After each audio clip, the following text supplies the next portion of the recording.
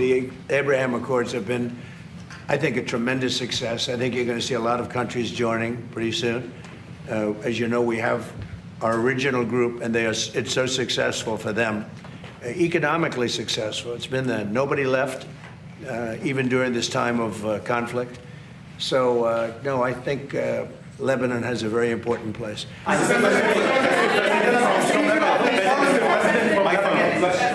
What is your level of concern of a blockade of the Red Sea by the Houthi rebels, opening up another front in the war? See what happens. So far, it hasn't happened. It might happen. But we take care of things. If something like that happens, we take care of it. You know, we've done that with the Houthis before, and we haven't heard from them in a while since we did what we did originally. That was about 45 days of very powerful action we took against the Houthis. And we've had no problem with the Houthis. They've had no problem with us for a long period of time, including during this conflict. I think that if there is something like that, we'll just have to take care of business. The Speaker of the Lebanese Parliament rejected the agreement between Lebanon and Israel and he said it's a sedition. It's going to cause civil war. He's the Speaker of the Lebanese Parliament, and he speaks for Hezbollah. He's Hezbollah's big brother. What do you have to say about that? Well, maybe I'll let you speak to that. Actually, the framework doesn't require the endorsement of the Parliament. Okay, it's part of our constitution. It's a prerogative of the president, and we are committed to it. And I think the Speaker of the Parliament is really wants to see the end of this war. He's from the south, and he knows he did his best to rebuild the south. But unfortunately, the south being destroyed in front of his eyes. So he's actually supportive of what we are doing, but we need to be careful. His position as a speaker and as a leader of the Shia community, we have to understand how critical is his position. But I can tell you that Speaker Berri is a man of state. He's supportive of what we are doing, and he's supportive of ending the state of hostility, ending the war once for all. I think when he sees, because I've heard that, he's a good person, good man. And when he sees the progress made, I'm sure he's going to come on.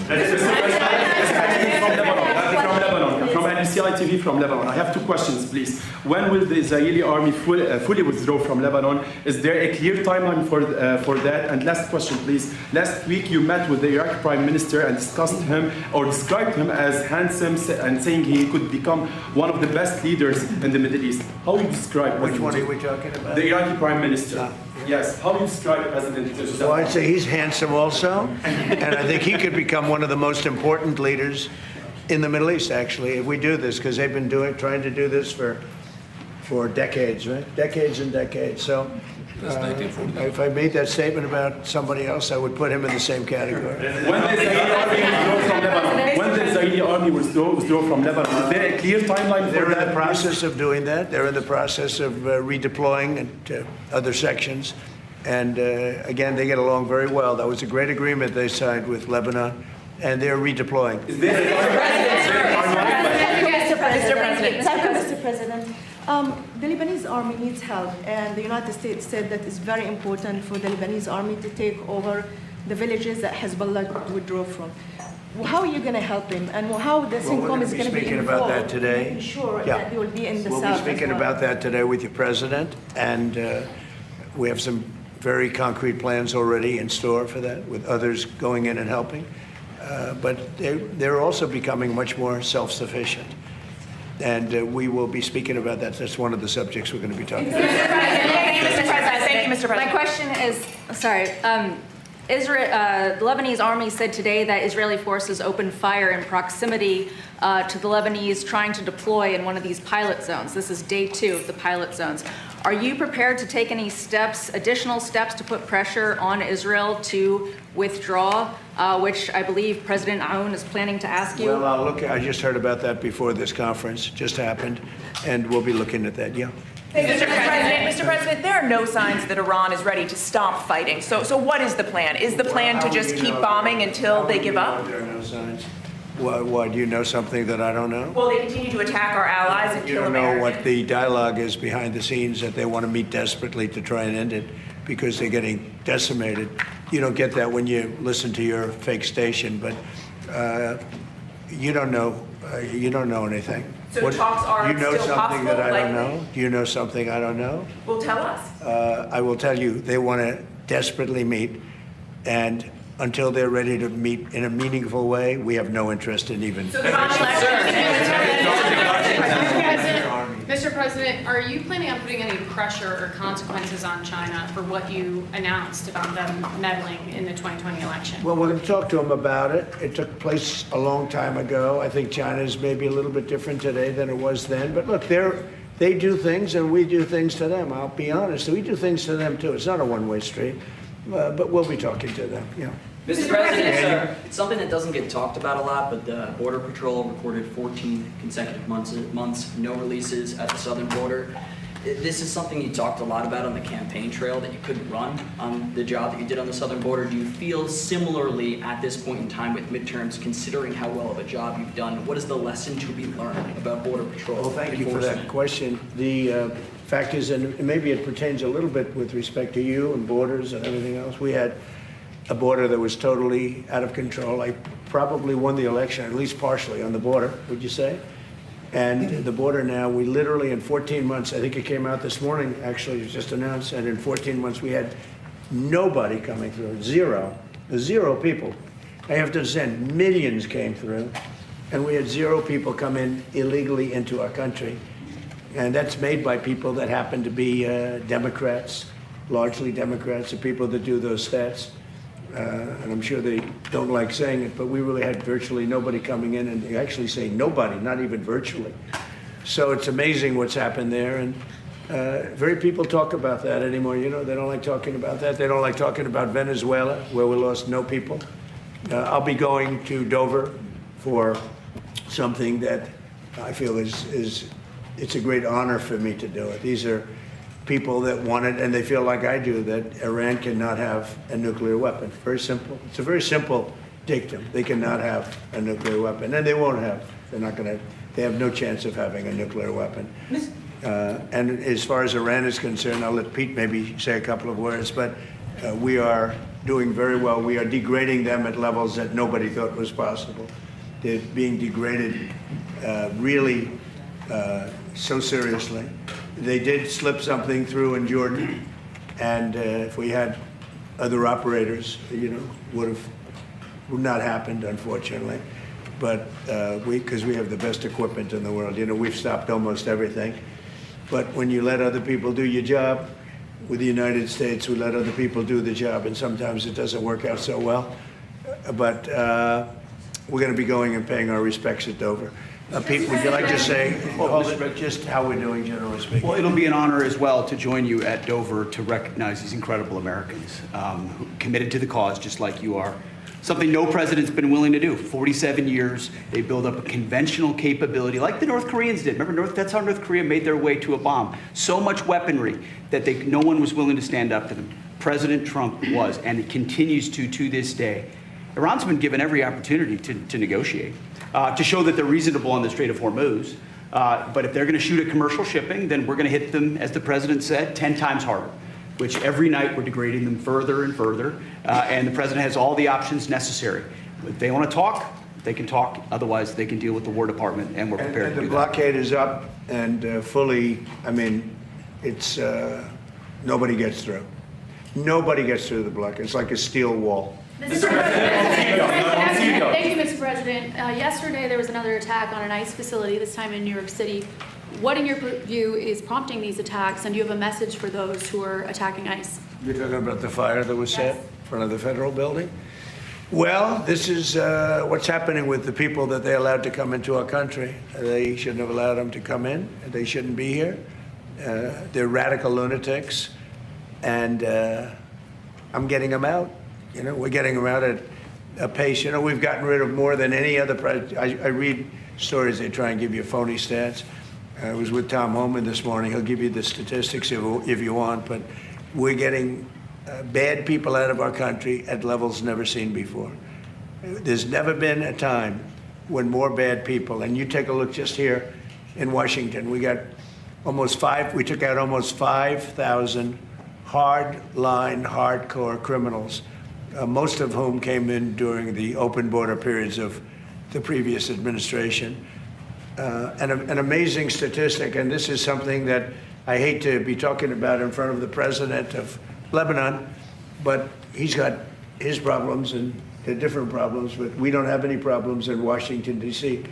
We've wiped out about 92% of the crime, and we're going to get very close to, I believe we're going to get close to 100% of the crime. And if you take a look at this city and compare this to what it was 15, 16 months ago, this was a dangerous city. I don't know how, I better not compare it to Lebanon because I don't exactly have your stats, but it might have been Lebanon was safer. This was a dangerous city under the previous administration, Biden, and now it's a very safe city. There was an article that came out 2 days ago that Washington, D.C. has made the greatest progress of any city in the nation. Now, Memphis also, and New Orleans also.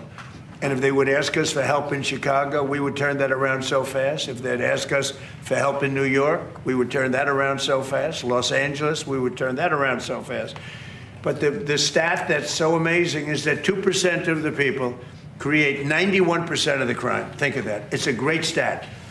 Because if it was 70% of the people, that's a problem. If it was 20%, 2% of the people create 91% of the crime. Think of that.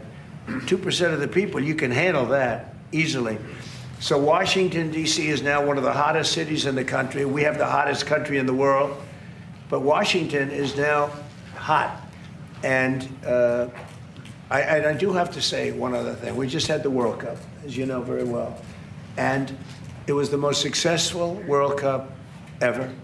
We didn't even have a protest. We had no crime. With all those events, was like having many, many Super Bowls. Each one was like a Super Bowl. And with all of that, we didn't have crime. We didn't have bedlam. Everybody left here with a different opinion than what they read in the fake news. They love this country. I saw Scotland. I saw Norway. I saw all these countries. I mean, the level of love that nobody wanted to leave. And I just want to congratulate everybody, the job that we did, and all of us, everybody in this room, because everybody in this room was involved. The vice president was very much involved. It was amazing. I was with Johnny the other day. The job he did is great, but he said he never thought in a million years it could be so free of any difficulty. Think of it. We didn't even have a protest. Not only no crime. Now, there's a reason for all this, but part of it was that people just wanted to pull together. This country, for like a 4-week period, just pulled together. Really amazing. And I didn't want to say it before the final. I didn't want to say how well it was doing. I wanted to get the final up with, because you never know. It only takes a bad moment. But we just had the most successful World Cup in history. Did 5 times the business of any World Cup in history, and I can't wait to get him back, but I think we won't be able to get him for the next time. Do you feel safe here, especially with this upcoming, do you feel safe, especially considering the attempts on your life? I feel safe. Why wouldn't I feel safe? Mr. President, I'm Pedro Ghani from Al Jadid. Are you still speaking with Hezbollah? You said in previous interviews that you're speaking with I Hezbollah. wouldn't say that, but I would speak to Hezbollah, yeah. I speak to everybody. I'll speak to people that a lot of people think I shouldn't be speaking to, and things work out. I would speak to Mr. President, I would speak to Hezbollah. I would say this, if the president wanted me to speak to Hezbollah, you know, he's lived with Hezbollah for a long time. And if the president wanted me to speak to Hezbollah, I would. You know, I would. Thank you, Mr. President. Follow up on Iran. If the Iranians do not make a deal, ultimately, how long will it take for you to stamp out their threats to the Strait and enable full shipping? So if we left right now, it would take Iran 20, 25 years to rebuild. Okay? And we're not finished at all. But if we left right now, it would take them a long time, years to rebuild. But we're not leaving right now. So we've had a big impact on Iran. If we didn't do what I did with regard to 2 things, the Iran nuclear deal done by Barack Hussein Obama, I terminated that. If I didn't terminate it, you wouldn't have Israel right now because they would have had a nuclear weapon years ago. And if we didn't do the B-2 bombers knocking out the nuclear sites a year ago, one of the first things we did early in the administration, they would have a nuclear weapon. And you wouldn't have Israel. And in my opinion, you wouldn't have various other countries in the Middle East. They'd all be gone. They would have been terminated, extinguished. But I believe that by doing what we did, by terminating Iran, who's very evil people leading that country. You saw the number of protesters that they killed, 52,000 plus.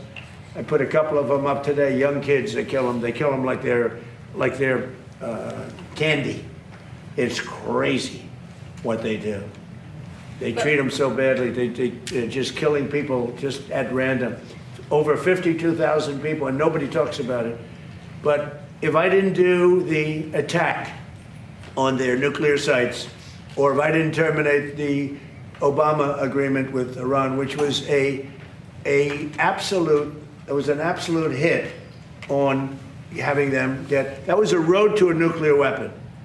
And our deal will be a wall. It already is. They can't have a nuclear weapon right now. It would take them years to produce it. And we will absolutely attack the new site that they're talking about. I mean, how about these people? They're in this because of nuclear weapons, and they're trying to possibly reconstitute a site. We'll hit that site. Any site where they're even thinking about nuclear, we'll be hitting it very, very powerfully. Now, nobody knows, except the Iranians, the damage that we've done to them. We have done damage that will take them 20, 25 years to recover from. So if we left tomorrow, we had a big success, but we're not leaving tomorrow. Their ability to threaten the Strait, though. That was the question. There's a bill right now that's being considered that would allow illegal aliens who are working in farming to get legal status. Do you support that legislation? I don't know about it. I'll take a look at it. Mr. President, on your tariffs last night, the Canada tariffs. One, are those a response to the wildfires in? No. That's separate. We're looking at that separately. And what is there anything Canada It's only can do? response to the way they've treated our farmers and our people. Yeah, Canada's been very, very tough on us over the years, for many years, and no other president's done anything about it. I love Canada. I love the people of Canada. Many friends that live in Canada, but their leadership, from Trudeau to the current leadership, I mean, in all fairness to them, they need us to survive. Without us, there's no way they can survive. So, but they've been very, very tough over a period of the last 50 years, actually. Is there anything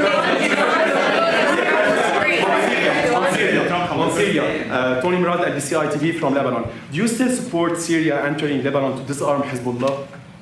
You mean coming in and doing something with Hezbollah? Yes. Well, it's a concept, we get along very well with the president of Syria. He's done a very good job. I wouldn't be surprised if this gentleman's going to do a job just like that. He's done a very good job. He's pulled Syria together. He would like to come in and do something with Hezbollah. They've been fighting. He's been fighting Hezbollah for a long time. I think it'd be very effective. So it's something I think about. On tariffs, you increased the tariffs on Canada yesterday. Can you say if you still expect to impose tariffs on the wildfire problem, and can you say when you might impose 301? A lot of damage has been done. They're not managing their forests properly, and the wind has a tendency to blow right over New York City, right over, you saw Detroit, they had to close the whole place. Michigan was really affected. They had to close businesses for 4 days. It's very serious what they're doing, and they don't seem to be able to do anything about it. If they managed their forests, they wouldn't have the fires. Do you believe that Iran is trying to impact the midterm elections by threatening the Strait of Hormuz? They won't have any impact on me. I'm just going to do the right thing. I don't view it as, gee, we're having an election in a period of time. Everyone says, oh, I'm doing something before. No, the election, I can't think about that having to do with this. I think people are very impressed. I mean, we took over Venezuela. We now have a great relationship with Venezuela. We went to war with Venezuela, and the war ended in 1 day. And we have now an incredible relationship with Venezuela. We're taking out millions of barrels of oil. They're making more money now than they ever made before, ever. And we're making a lot of money. We've paid for the war many times over with Venezuela. We lost nobody. We lost nobody. We didn't lose one, and it was a violent attack. As you know, we took out a man who was a very evil man. What he did was very evil, in many different ways. We took him out. But, you know, Venezuela, they said the same thing. When I did Venezuela, everyone said, because look at the drugs, look at what they did, where they took all of their prisons, they opened up their prisons, and they have everybody in a prison come in through Biden's absolutely insane open borders policy. And we did that in one day, think of it. And now we are working very closely with the administration, and we get along very well. Venezuela is a very happy place. I had a tragic incident with the, with the event that took place a couple of days ago, a week ago. What a terrible thing that was. They had a movement, a shifting of earth that was unbelievable. They've never seen anything like it. A lot of people were killed. So it's all unrelated. But by the way, we were the first ones there to help. We were there to help Venezuela. It was an earthquake, I guess you'd call it. It was a pretty massive earthquake. And we were able to do a lot of good. But they lost a lot of people. Venezuela, the people are so happy that we're there. The jobs, everything's happening. And we're taking out many, many times the money that we spent on the war. This one, Iran is bigger. It's a more complex situation, but we're probably doing equally as well if you look at the damage that's been done. And again, as I said to the young man that just posed the question over here, if we left today, it would take them decades to rebuild, and I don't believe they could ever rebuild. And honestly, they haven't seen anything yet. We've been nice. We've been nice. Haley Bull, Scripps News. Thank you for the question. Do you believe that Iran has moved nuclear centrifuges into Pickaxe Mountain? And when you say we're not done yet, what is left to finish? Well, I think that they may have. We don't have it on record. All we do is read the fake news. You know, we see the news is so wrong so many times. So, maybe this one they have right, but it's okay. It doesn't mean anything unless they have the material. You're talking about the centrifuges. Yeah, it doesn't mean anything unless they have the material. They don't have. We follow the material. That's where the action is, and we'll be hitting that area probably pretty soon. And there's not a thing they can do about it. Normally I wouldn't say that. If I thought they could do something about it, I would never say that. But we'll be hitting that area pretty soon, and very heavily.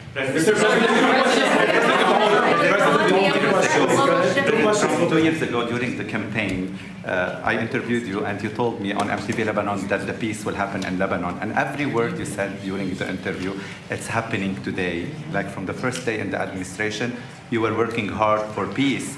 I've been here daily. I understood Lebanon, and I understood how horribly Lebanon has been treated as a country. They've been like a whipping post. What's happened with Iran and with Hezbollah, but Lebanon's been treated very incredibly badly. And maybe I'm a little prejudiced in favor of Lebanon because I have so many Lebanese friends. You're not at all. Well, no, but there's so many Lebanese friends. And so I understand Lebanon. Tom Barrack is Lebanese, the ambassador. Regarding the Lebanese army, President Aoun, does the Lebanese army currently have the funding, equipment, and manpower necessary to implement the agreement? Or you are asking today President Trump for additional U.S. assistance today to do the job? Definitely, with the support of President Trump, and we spoke on the phone, and I told him I need two things from you: political support and supporting of the LAF, which is the LAF is the most trusted institution in the country, and it has the most powerful weapon, which is the trust of the public. And like any armed forces in the world, the Lebanese armed forces is the backbone of security and stability. We need to support the LAF. The LAF maintain the country safe and stable. Without the LAF, everything will collapse. We don't want that. I think President Trump doesn't want that. In 1975, the first institution to collapse was the LAF. And as a result, we saw the emergence of many local militias, and the south was empty, allowing the Palestinians to roam the south and launch attack against Israel. We don't want to see that back again. All we're asking is keep supporting the LAF, and they know that the LAF is doing a great job, performing its duty to the fullest. I fully trust the LAF. I fully trust the leadership of the LAF. And they did a great step forward with the recent signing with Israel. That was a big step. Are you going to allow direct flight from America to Lebanon again? I'm Pedro I from... can see that happening, absolutely. Question for President Aoun. Tony Murad from LBCI TV. So Ambassador Isa, the U.S. Ambassador to Lebanon, Michel Isa, told me that the President Aoun would not leave Washington empty-handed. What concrete outcomes will you bring back to Lebanon? You'll find out. Mr. President? Thank you all very much. We're doing very well with Iran. We're doing unbelievably with the economy. We have investment. As you know, Toyota is coming in with the biggest plant, I understand, anywhere in the world. They're leaving Mexico. They're coming into our country. It's going to come into Texas, to be specific. We have more plants under construction now than at any time, by far, by many times. We have over $19.2 trillion being spent in America, and they're going to be opening up in a year and a half. And there has never been a time like this in America. Truly, it's the golden age of America. Thank you very much, everybody. Thank you, guys.